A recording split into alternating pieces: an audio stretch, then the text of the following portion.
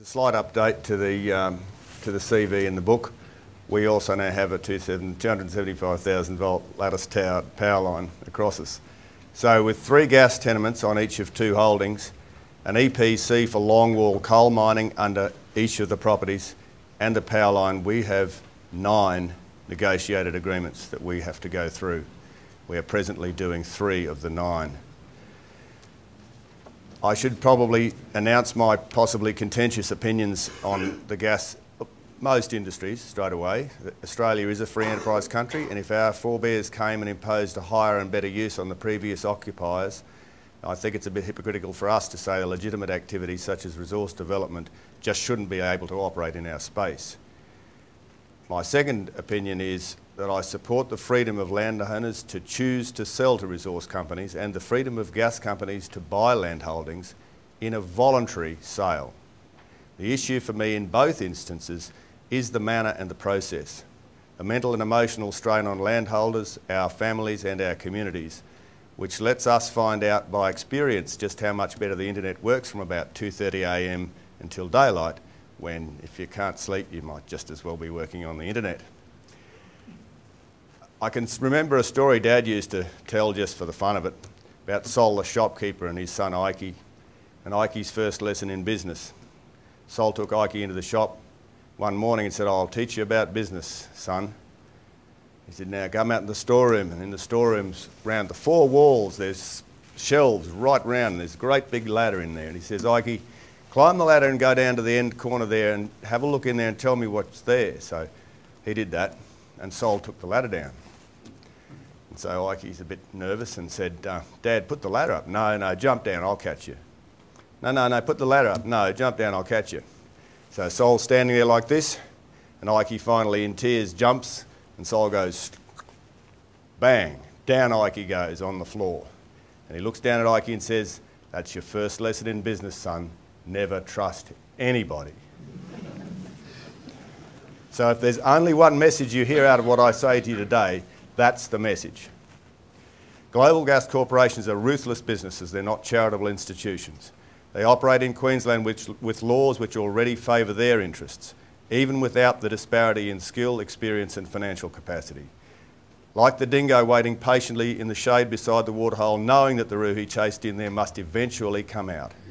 Companies which choose to do so are in a position to wait patiently, while landholders financially drown in legal and expert costs or volunteer to come out and be slaughtered.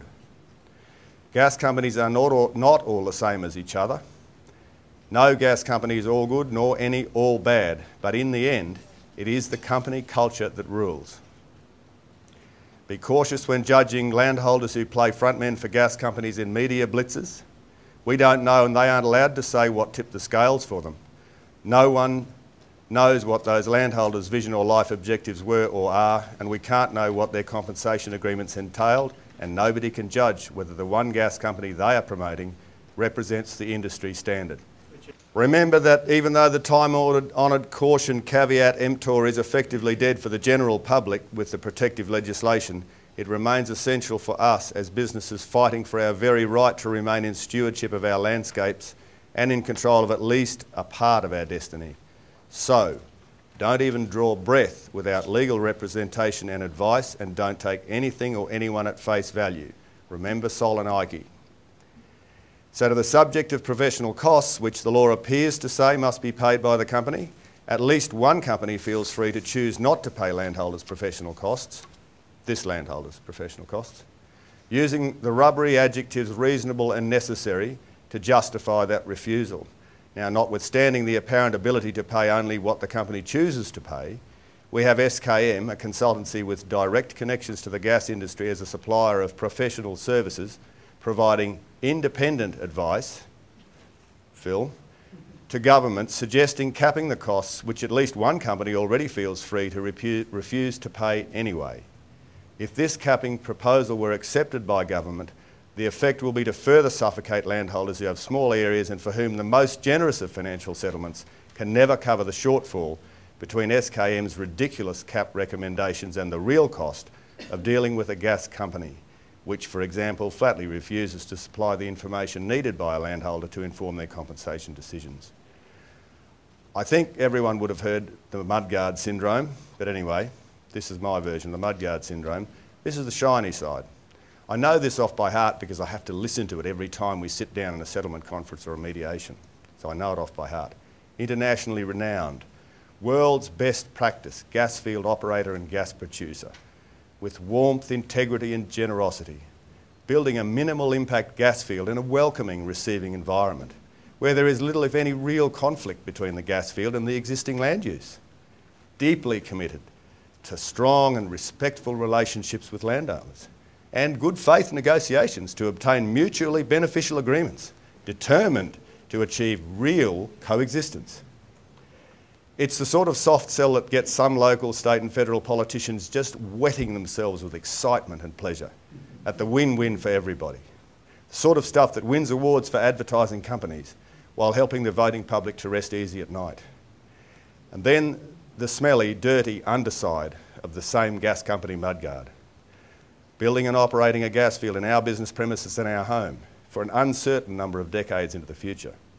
Breaches such as trespass, weed certificates for the wrong vehicles, no cert at all, certs out of date, certified vehicles contaminated with vegetation matter and soil, unauthorised entry, letting cattle in, letting cattle out, letting cattle between paddocks, cutting off stock water supplies, cattle falling into bell holes, mixing of soil horizons in gathering construction, building a gathering system in a property where they've not even got a CCA, and when they're sprung in the act, leaving plastic tape fluttering on pegs in a paddock where our stud bulls live, so the bulls can eat it and die. And that is just that much of the list of the trespasses and misdemeanours that we have personally experienced. And let's not even start on the water matter. So that's barely a taste of what living and working in someone else's gas field is like. And however affronted you feel, multiply that by 10 to start to gain the real picture. Even if your or your neighbour's experience has been positive, there is nothing to say that anyone else's will be. So in conclusion, remember that in the end, the company culture rules. Remember Soloniki and never trust anybody. Don't even shake hands without legal advice and representation, and count your fingers after. Scream about the suggestion to introduce any form of capping on recoverable professional costs. Report every breach, no matter how small. Concede nothing without a fight. Remember the Mudguard Syndrome. And for a number of different particular personal reasons, mourn the loss of trust and privacy and the homes and families that we have struggled to make and protect.